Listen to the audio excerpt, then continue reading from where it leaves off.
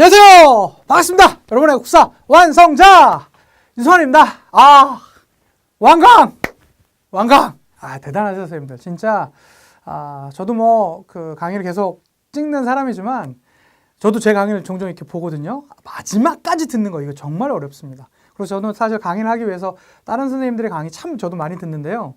완강한다라는 거. 이거 정말 완강 자체로도 대단한 거다라고 제가 여러 선생님들 축복하고 싶고, 참 부족하게 그래도 어떻게 한 30강 정도에 사실 말도 안 되는 우리나라 전체 역사를 이 25분 안팎되는 이 30강 강의로 정리한다라는 거, 이건 뭐 거의 제가 과연 할 수 있을까 몸에 가까운 일이었었는데요. 그래서 선생님들 잘 따라와 주시고 같이 응원해 주고 가셔서 여기까지 왔습니다. 이제 정말 우리 마지막 딱 한 강 남았거든요. 오늘 우리나라 경제 발전 그리고 이제 통일 정책 이 두 가지만 살펴보면 다 되니까 마지막까지 기쁜 마음으로 같이 저와 같이 공부한다 라고 생각하시고 같이 와주시면 너무 감사하겠습니다. 좋습니다. 한번 가볼게요.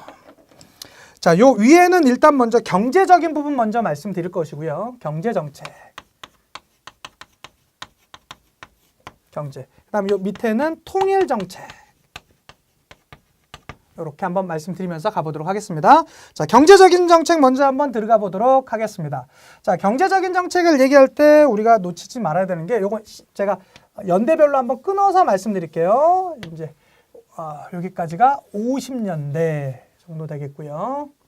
그다음에 여기까지가 60년대, 그러니까 여기가 50년대가 되겠고요.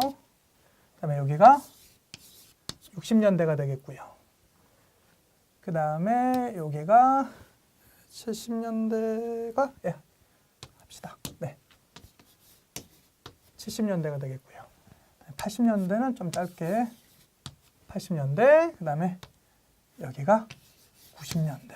네, 이렇게 이제 보도록 하겠습니다. 자, 그 시기별로 이렇게 딱 떨어지니까요. 같이 보시면서 따라와 주시면 감사하겠습니다. 자, 한번 가보겠습니다. 자, 50년대의 가장 대표적인 우리의 이제 화두는 뭐였었냐면, 53년에 6.25 전쟁이 끝났지 않습니까? 그래서 미국이 우리에게 원조를 해줬습니다. 우리 이 시대의 경제 형태를 원조 경제라는 말로 붙이게 됩니다.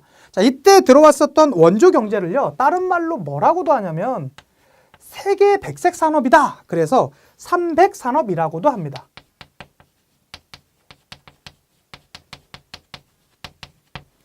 삼백 산업이다. 그래서 요때 나왔었던 것들이 어떤 것들이 있습니까? 밀가루, 그 다음에 설탕, 당, 그 다음에 면화, 면바지 뭐 이런 거 아니겠습니까? 그래서 이렇게 나가게 되는 이 원조 경제가 이제 50년대 거의 주류를 이뤘었죠. 자, 그러한 과정 가운데 58년을 기점으로 어떻게 됩니까? 이게 이 경제가 보면 참 재밌는 게요. 그게 있어요.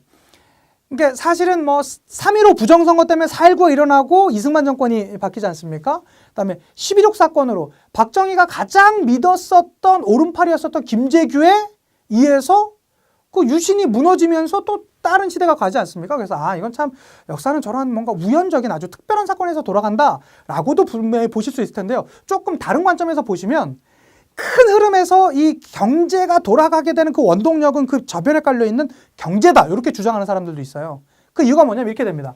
60년에 왜 4.19가 일어나게 됐었냐? 그것은 다른 게 아니라 58년 기점으로 이 무상으로 주었었던 원조가요, 유상차관 형태로 바뀌게 됩니다. 그래서 실제로 50년대 말이 되면서 우리나라 경제가 상당히 힘들어져요. 결국에는 그 경제가 밑으로 추락하니까 그게 정권을 바꾸어냈다, 이렇게 주장하는 사람들도 있습니다. 조금 이따 보면 그 사례들이 몇 개가 더 있거든요. 어쨌든 그러한 움직임들이 나오게 됐었다라는 거. 그래서 어쨌든 이 60년에 벌어졌었던 4.19 혁명으로 인해서 잠깐 다른 정부가 장면 정부가 들어섰었는데요. 자, 그랬었는데 그게 길게 시간이 허락되지 않고 5.16 군사 정변에 의해서 이제 박정희 시대 3공화국이 열리지 않았었습니까? 자, 이때 우리나라 이제 핵심 산업은요, 하나도 수출이요, 둘도 수출이요 라고 말하는 수출입니다. 우리나라 내수 경제는 한계가 있기 때문에 무조건 수출을 해야 된대요. 수출이 필두였습니다. 근데 문제는 수출하려면 우리가 다른 나라보다 좀 나은 게 있어야 돼요. 둘 중에 하나. 제품의 질이 좋든지 아니면 가격이 싸야 됩니다. 근데 당시 우리나라에서는 제품의 질 좋을 게 별로 없었잖아요. 경제적으로 우리가 앞서 있지 못했기 때문에. 그러면 우리 뭘로 밀어붙일 수밖에 없었습니까? 싼 가격. 그리고 뭐 우리가 뭐 자동차 이런 거 이때 만들 수 있었습니까? 아니요. 그러면 뭐 가장 기본적인 것들, 뭐 우리가 말하는 뭐 이쑤시개, 뭐 그다음에 뭐 손톱깎이, 그다음에 뭐 옷, 아주 그 저가의 옷, 운동화, 가발, 뭐 이런 것들 갖다 팔았었습니다. 우리 그런 거 뭐라고 합니까? 경공업이라고 하죠. 경공업 중심의 수출 주도형 정책으로 나가게 되었습니다. 경공업 중심입니다. 자, 그것과 함께 요때 이제 나왔었던 말이 뭐가 있습니까? 베트남에 파병하면서 상당히 많은 좀 경제적인 득을 보았던 건 사실이거든요. 그래서 그런 걸 특수라고 그래갖고 요때 나왔었던 말이요. 베트남 특수라는 말이 있었습니다. 베트남 특수가 있었다. 그래서 월남에서 돌아온 새까만 김상사 뭐 이런 노래 있지 않았습니까? 이런 것들이 있었고요. 그 다음에 62년부터 66년까지 여기가 1차 경제개발 계획이 있었습니다. 그리고 67년부터 71년까지 여기도 2차 경제개발 계획도 이렇게 이제 진행이 돼가고 있었다라는 것들 하나 봐주시면 좋겠고요. 그 다음에 65년도에 이 한일 협정에 의해서 우리나라가 요 시기쯤에서 60년대 말에서 70년대 넘어가면서 큰 두 개가 만들어지게 됩니다. 그게 뭡니까? 경부고속도로랑요. 그 다음에 포항제철이 만들어집니다. 사실 경부고속도로도 도로지만 이 포항제철의 이 위력은요. 참으로 대단합니다. 왜 그러냐면 그전까지는 우리나라가 경공업 중심으로 갈 수밖에 없었어요. 우리도 뭔가 철, 막 중화학공업 큰 거 이런 거 만들어서 팔고 싶어서 부가가치도 많이 창출하고 싶은데 능력이 안 돼요. 일단 기본적으로 그런 중화학공업의 가장 기본이 뭡니까? 쇠입니다. 철이에요. 철을 만들 수가 없었어요. 자, 그러다 보니까 이런 문제점이 있었거든요. 근데 그러다가 70년대 넘어오면서 우리가 포항제철 자체적으로 이 철을 생산할 수 있는 제철할 수 있는 그런 기능을 갖춰지게 되면서 그 다음에 또 이 경제적인 물류를 통한 경부고속도로 같은 게 만들어지게 되면서 경제적으로 조금 더 큰 부가가치를 만들 수 있게 되는 모습이 있었습니다. 자, 그래서 나왔었던 게 어떻게 됩니까? 이제 70년대 가면서요. 우리는 중화학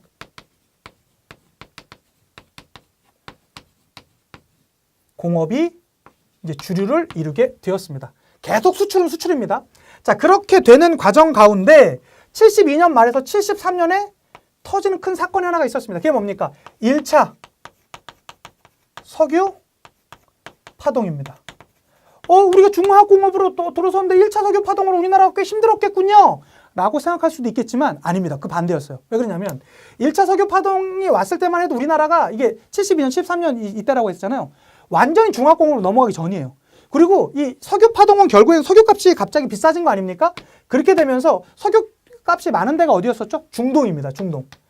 이 돈을 많이 벌게 되었었던 중동이요. 자신들의 사회 인프라 산업을 만들면서 건설을 하는데 우리나라가 그 건설 산업에 많이 진출하게 됩니다. 그래서 이때 나왔던 말이 뭡니까? 중동 특수라는 말이 등장했었죠. 그래서 저희 아버지도 뭐 그때 사우디아라비아를 간이 많이 뭐 이런 거 때문에 많이 하셨었는데 뭐 어쨌든 그런 움직임이 요 이제 70년대에 있었습니다. 자, 그러다가 70년대 후반 78년에서 79년 요 넘어갈 때쯤에 뭐가 터집니까? 맞습니다. 2차 석유 파동이 터집니다. 2차 석유 파동이 터진다. 요건 좀 달라요. 왜 그러냐면 우리나라가 요 불과 한 6, 7년 요 사이에 상당히 많이 중화학공업 중심으로 발전해 가고 있었는데 2차 오일 쇼크가 터지면서 2차 석유 파동이 터지면서 완전히 박살납니다. 우리나라 경제가. 그래서 79년 더 넘어서면서 거의 경제적 스톱 상태였다. 라고 어떤 뭐 경제학자 그렇게까지 얘기를 하더라고요. 자, 그러다 보니까 결국엔 이것으로 인해서 뭐가 일어납니까? 유신정부가 무너지잖아요. 그러니까 아까 말했던 이승만 정부가 저 4.19에서 무너진 게 물론 3.15 부정선거도 되겠고 그 전까지의 그런 잘못된 정책도 있겠지만 경제적으로도 어느 정도가 설명이 가능하다라는 거 요거 하나 요렇게 보시면 좀 더 재밌게 보실 수 있을 것 같습니다. 그런 게 있었고요. 물론 요 시대에서도 뭐 72년부터 요때까지 뭐 3차 이렇게 해도 이제 뭐 4차 이런 것도 경제개발 계획은 계속 꾸준히 유지하고 있었습니다. 자, 그러한 과정 가운데 들어섰던 신군부 세력에 의해서 전두환 정부가 이제 들어서게 되었었죠. 우리가 흔히 말하는 뭐 5공화국 이렇게 얘기를 하는데요. 사실 이때 이 전두환 정부가 쉽게 무너질 거라고 예상했던 사람들이 많대요. 왜 그러냐? 경제적으로 너무 어렵다. 지금 이 유신 시대에도 이 경제를 못했었는데 당시에 들어섰던 이 신군부 세력이 이걸 잘할 수 있겠냐라고 이렇게 판단을 했었는데 그때 우리나라 입장에서는 정말로 천재 관료 김재익이라는 인물이 있습니다. 제가 이제 곧 낼 책에 거기 이제 나와 있는 아마 이 강의 보시고 계신 선생님들이 보실 때쯤엔 책에 나와 있을 텐데요. 김재익이라는 천재 공무원이 있습니다. 그분이 70년대 말이랑 80년대 초에 뭘 주장한지 아세요? 버스 환승제 있죠. 전철이랑 버스 이거 환승제 그걸 시스템을 그때 주장합니다. 80년대 초에요. 70년대 후반 80년대 그런 걸 주장해요. 저 정말 말 그대로 천재 같은 사람입니다. 그러니까 그분이 이런 것을 잘 조정해 가면서 정리를 하죠. 그래서 되게 유명한 말이 있어요. 김재익이 이 경제수석으로 전두환 정부의 경제수석으로 이제 들어간다고 했을 때 당시 대학교를 다니던 그 아들이 아빠한테 막 따졌대요. 아빠가 그렇게 권력욕에 눈먼 사람이었냐고. 지금 저 말도 안 되는 정부에 어떻게 내 아버지가 가장 청렴한 아버지가 가셔서 당신 김재익이 가셔서 그럴 수가 있냐고. 난 앞으로 당신 아빠를 보지 않겠다고 막 이렇게 아주 그냥 그 아들이 막 아빠한테 막 덤빈 거예요. 그랬는데 김재익이 그랬다는 겁니다. 너는 지금 이해 못하겠지만 내 말을 한번 들어봐라.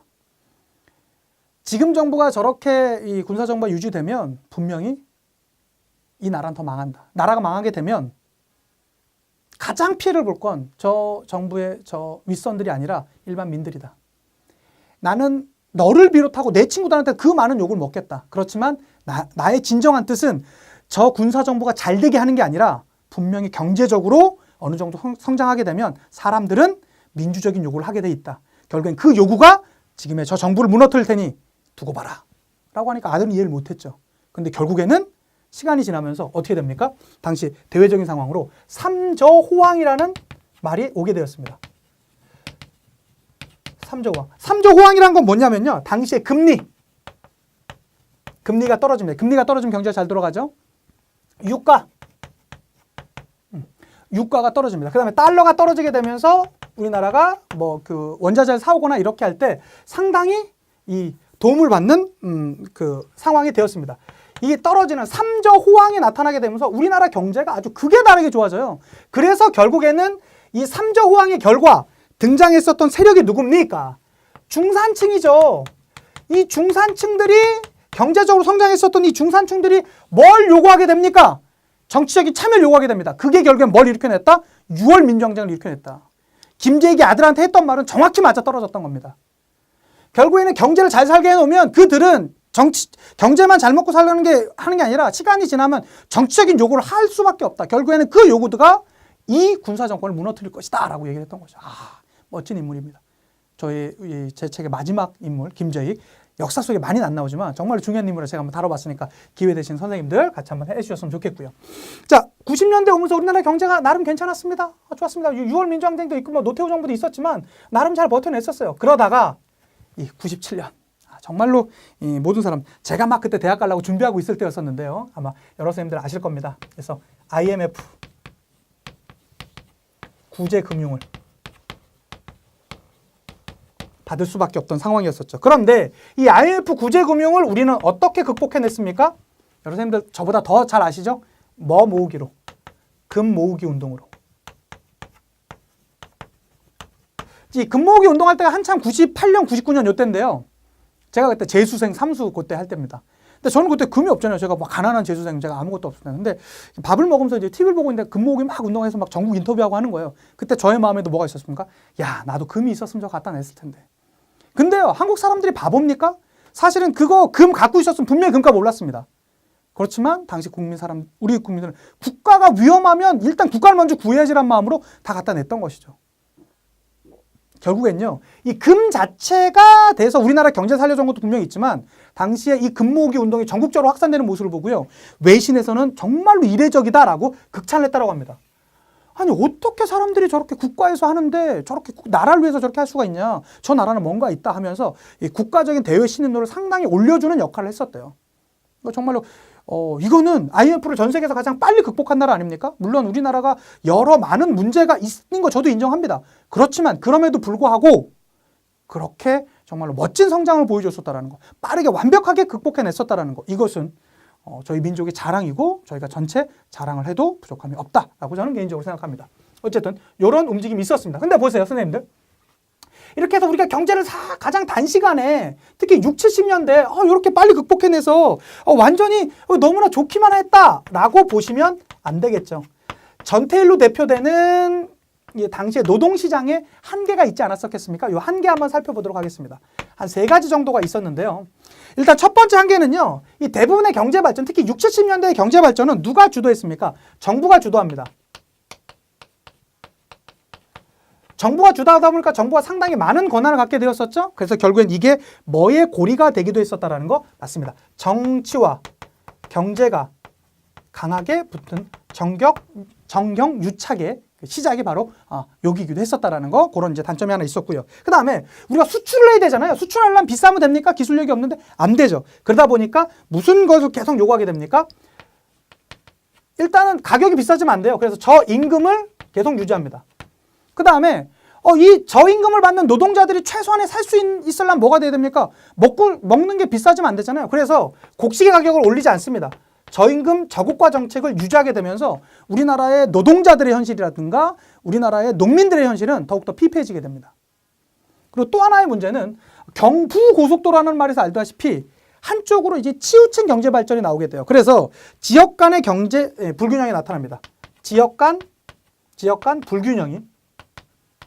불균형 정책도 나타나게 돼요. 그 다음에 도시와 농촌 간의 격차도 벌어지게 되었었다라는 거. 그래서 저희 어머니도 그러셨다고 하더라고요. 한참 개발 때쯤에 아무리 없는 사람들은 어딜 가더라도 서울 가야지 어쨌든 먹고 살 수 있다. 이런 말들이 나오게 되면서 이런 문제점 같은 것들이 분명히 존재하고 있었다라는 것까지 같이 확인해 주시면 좋겠습니다. 자, 그러한 배경 가운데 통일을 위한 정책들 한번 살펴보도록 할게요. 통일을 위한 정책들 한번 보도록 하겠습니다. 자, 통일을 위한 정책들로는 72년도에 이 사건을 절대 잊으시면 안 되겠습니다. 이 사건이 뭡니까? 7월 4일에 7.4일에 남한과 북한이 공동으로 동시에요. 선언을 합니다. 이게 7.4 남북 공동선언입니다. 이거 중요할까요? 정말 중요합니다. 왜 그러냐면 이때 결정되었었던 그 내용들이요. 그 이후에 무엇을 결정했기 때문입니까? 앞으로의 우리나라 통일 정책에 대해서 여기서 다 결정을 한 것입니다. 그러면 이것은 7.4 남북 공동성명은 바로 튀어나온 게 아니라 71년도예요. 그 앞에 뭔가 이렇게 바로 사귈 수 있는 거 아니잖아요. 여자친구나 남자친구가 있으면 어떻게 됩니까? 야, 밥이나 먹으러 갈래? 이렇게 영화 한 편 볼까? 이런 게 나와야 될 거 아닙니까? 그게 앞에 있었다는 거 아닙니까? 그게 뭡니까? 남북 적십자 회담이 있었대요. 남북 적십자 회담이 이루어지면서 이거 남과 북이 어느 정도 이제 이런 모습을 보여줄 수 있겠다라고 했었고요. 그 결과로 나타났던 게 7.4 남북 공동 성명입니다. 자, 이 7.4 남북 공동 성명은요. 한 3가지의 기본 원칙을 가져갔었는데요. 이거는 그 이후에 우리나라 통일 정책에도 언제나 주가 되었었습니다. 꼭 기억해 두셨으면 좋겠습니다. 앞으로 우리 통일은 어떻게 해야 된다? 평화적인 방법으로 통일해야 된다. 평화통일. 앞으로의 우리 통일은 다른 나라의 영향을 받지 않는 자주적인 방법으로 통일해야 된다. 자주통일. 그 다음에 우리는 다른 게 아니라 민족이 대단결해서 우리가 통일을 일으켜내야 된다. 민족 대단결이라는 이러한 기본 원칙을 가져갔었다라는 거. 다시 한번요. 7.4 남북 공동성명은 평화통일, 자주통일, 민족 대단결이라는 3대 원칙에 합의했었던 그러한 내용들이었었다는 거. 남과 북의 공동으로 7월 4일 날 발표를 했었던 내용이라는 거 꼭 기억해 두셨으면 좋겠고요. 자, 그리고 나서 요 앞에는 남북 적십자 회담이 있었죠. 그리고 7.4 남북 공동성명 이후에 발표되었었던 게 뭡니까? 남북 조절위원회.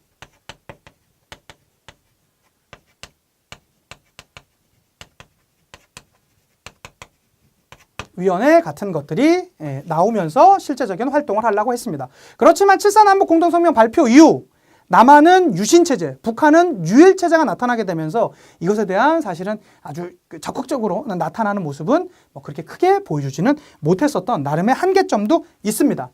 자, 그러한 과정 가운데 이제는 90년대로 넘어옵니다. 바로 쭉 90년대로 넘어가 볼게요. 자, 90년대로 오게 되면서 뭐가 종식된다고 했었죠? 이제는 소련이 무너지게 되면서 동구권이 몰락하지 않습니까? 그러면서 냉전이 종식되는 그러한 움직임이 있었습니다. 자, 이 냉전 종식과 함께 91년도에요. 91년도에 나왔었던 정책이 있었죠. 그게 뭐냐면 91년도에 남북이요 유엔을 동시 가입합니다. 남과 북이요 유엔에 동시에 가입하는 아주 역사적인 사건이 있었습니다. 남북이 유엔을 동시 가입하는 역사적인 사건이 있었습니다. 자, 이 남북 유엔 동시 가입의 결과 그 같은 해입니다. 같은 해에 놀라운 사건이 벌어지게 됐습니다. 그게 뭐냐면 남북 기본 합의서가 작성되었습니다. 남북 기본 합의서입니다. 자, 이 남북 기본 합의서는요. 여기 또 역시 기본적인 내용이 한 3개 정도가 들어갑니다. 자, 남북 기본 합의서는 이렇게 된 거예요. 야, 우리 지금 너무나 총칼 갖다가 지금 서로 겨누고 있고 하니까 이거 문제 많지 않냐? 기본적으로 우리 첫째, 상호 체제를 상대 간의 체제를 인정해 주는 거 어때? 상호 체제 인정. 요게 이제 제일 먼저가 나오고요. 두 번째는 야, 그다음에 이거 상호 우리 공격 안 하는 게 어때? 이거 약속하자. 상호 간에 불가침을 주장합니다. 서로 공격하지 말자. 상호 체제 인정하면 우리 싸울 필요 없지 않냐? 그 다음에 민족 내부 교류, 민족 내부 교류를 확대하자라는 이러한 기본적인 내용이 나오게 되었습니다. 여기 다 91년도입니다. 91년도에 당시 이 노태우 정부 때 나왔었던 외교 노선이 뭐라고 한다고 그랬었죠? 맞습니다. 북방 외교 이런 것은 동시에 이루어지고 있었던 상태였었고요. 그래서 그 결과로 그 이후에 나오게 되었었던 거 92년도에 되었었던 게 나오는 게 유명한 게 뭐가 있습니까? 그 한반도 비핵화 선언입니다.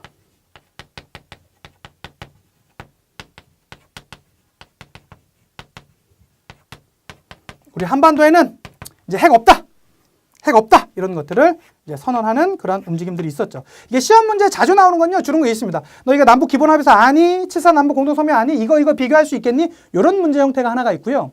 그다음에 조금 만약에 이 문제에 대해서 조금 어렵게 나온다 그러면 요렇게 나오는 거예요. 남북 기본합의서 앞에 있었던 사건이 이건데 혹시 아니? 요거 있어요.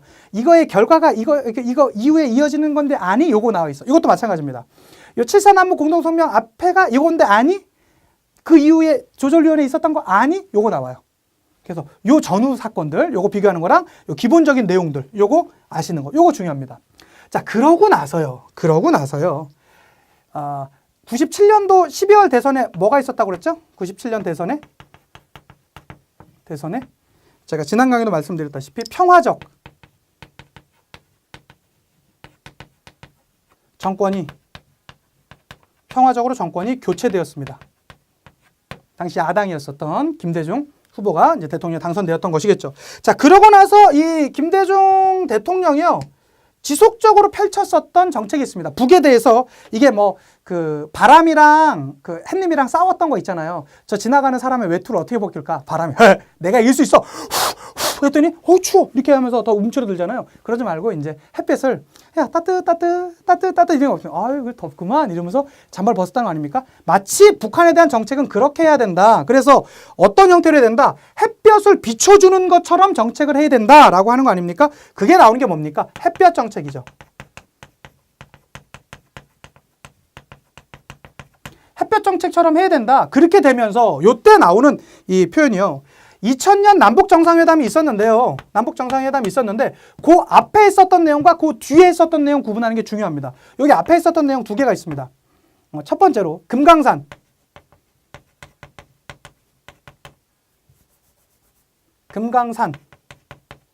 해로 관광이 있습니다. 이 배 타고 금강산 여행 가는 게 있었어요. 배 타고 금강산 여행 가는 거 있었고요. 그 다음에 정주영. 소떼 방북이 있습니다.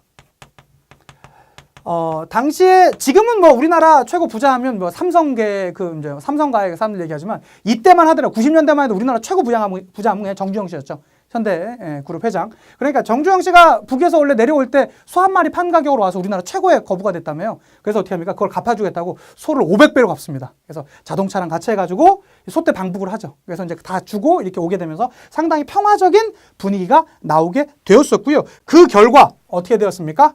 맞습니다. 남북. 자, 이 분단 이후 남북의 정상이 최초로 회담을 열게 되었습니다. 이게 남북 정상 회담이 되겠습니다. 2000년에 만나게 되었었던 것이고요. 자, 이 남북 정상 회담의 결과 발표되었었던 게 뭡니까? 6.15 공동 선언이 되겠습니다. 자, 6.15 공동 선언은요, 우리가 그동안 뭐 북한의 낮은 단계 연방제라든가 아니죠. 뭡니까? 북한의 낮은 단계 연방제나 남한의 연합제나 이건 다 다르다고만 생각했었는데 그게 아니라 뭡니까? 기본적인 공통사항이 있구나. 공통점 부분에 시작한 거예요. 그래서 공통점을 확인했었던 문서로 유명합니다. 유명합니다. 자, 어쨌든 남북 정상회담 최초로 만났었다는 거. 자, 그러고 나서 남북 정상회담 이후로 나왔었던 사건들을 기억해야 됩니다. 그러니까 이 사건과 이 사건 구분하는 거 요거 잘 나옵니다. 이 사건과 이 사건, 그리고 이 남북 햇볕 땡채 결과로 정상회담 나왔다는 거 꼭 기억해 두시고요. 자, 여기 나왔던 내용들은 이런 것들이 있겠죠. 일단은 금강산, 개성공단. 개성공단이 이제 조성되었었던 거, 여기가 이제 하나가 있겠고요. 그 다음에 금강산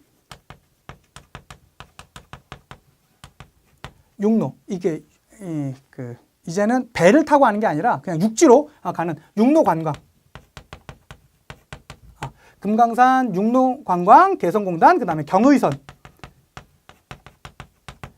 경의선 복구 공사, 이런 게 이루어졌었다. 그래서 조금 문제가 어렵게 나오는 남북 정상회담 앞에 요거 있었고 뒤에 요거 있었는데 요거 구분 가능하니? 라고 나오는데요. 문제가 좀 난이도가 높아지면 금강산 관광이 시작됐다라고 하면 육로 관광이 따로 들어가지 않으면 거의 다 그냥 뭐로 기억하시면 됩니까?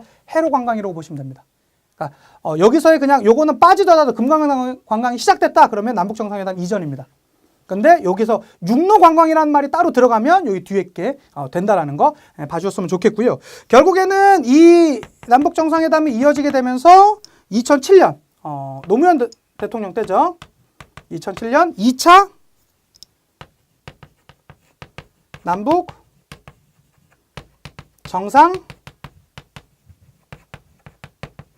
회담도 이루어졌었다라는 것까지 하나 같이 확인해 주신다면 여기에 있는 내용들까지 완벽하게 잘 정리되었다라고 말씀드릴 수 있을 것 같습니다. 선생님들 만날 수 있어서 너무나 행복했습니다. 감사했습니다. 열심히 수강후기 올려주시면 저도 그거 보면서 뿌듯해하면서 열심히 역사 앞에 부끄럽지 않은 교사로 살아가도록 노력하겠습니다. 저희 그래도 같이 해주셔서 역사를 조금이라도 알아가셨죠? 네, 선생님들에게 조금이라도 보탬이 됐다라는 것에 제가 너무나 행복하고요. 만족스럽고요. 황홀합니다. 너무 수고 많으셨고 30강 다 듣는다고 다음에 우리 기회 되면 또 만나고 그렇게 하도록 하겠습니다. 수강 후기 열심히 올려주시면 너무나 감사하겠습니다. 감사드립니다. 우리 마지막 인사하고 최종 마지막 헤어지도록 하겠습니다. 다음에 언젠가 또 살다 보면 열심히 아이들 가르치면서 교육자로 살다 보면 또 좋은 기회에서 만날 날이 있지 않겠을까 싶습니다. 제가 선생님들은 알 수는 없으니까요. 선생님들께서 먼저 인사해 주시면 너무나 감사하겠습니다. 인사하고 마칠게요. 역사가 완성되는 그날까지 완!